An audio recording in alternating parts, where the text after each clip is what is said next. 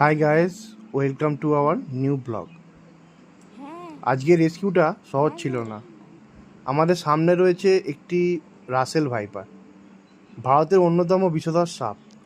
তবে মনে রাখবেন, সাপ কখনো অকারণে আক্রমণ করে না। ভয় পেলে বা বিপদ বুঝলেই সে আত্মরক্ষা করে। তো ধীরে ধীরে সঠিক কৌশলে ওনারা সাপটিকে নিরাপদে উদ্ধার করছে।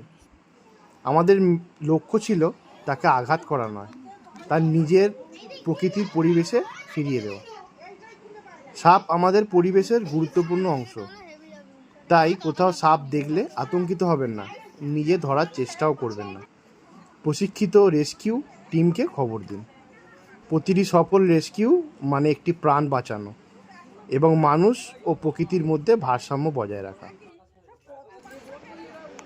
আপনারা অনেকেই মনে করেন রাসেল ভাইপার খুব দ্রুত মানুষকে তাড়া করে। আসলে এটি একটি ভুল ধারণা। এই সাপ সাধারণত নিজেকে বিপদ মনে করলে আত্মরক্ষার জন্য কামড়ায়। তাই কোথাও রাসেল ভাইপার বা অন্য কোনো সাপ দেখলে কাছে যাবেন না বা মারার চেষ্টাও করবেন না। মনে রাখবেন, সচেতনতাই সবচেয়ে বড় নিরাপত্তা। ধন্যবাদ। ভিডিওটি ভালো লাগলে লাইক, শেয়ার আর সাবস্ক্রাইব করতে ভুলবেন না। আর দেখা হবে নতুন এক রোমাঞ্চকর রেস্কিউ নিয়ে।